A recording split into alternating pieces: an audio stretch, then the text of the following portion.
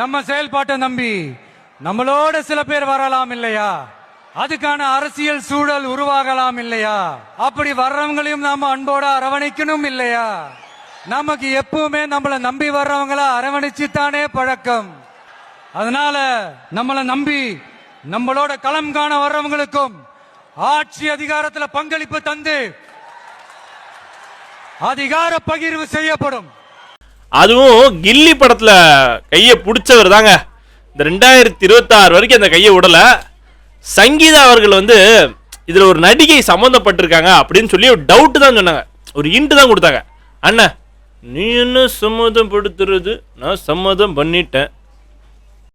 2 பேருக்கு நடுவுல தான் போட்டியே. ஒன்னு சங்கீதா, இன்னொன்னு த்ரிஷா அப்படின்னு சொல்லி ஏஜிஎஸ் கல்யாணத்துல கையோட கூட்டிட்டு வந்துட்டாரு, அதுவும் ட்வின்னிங்ல.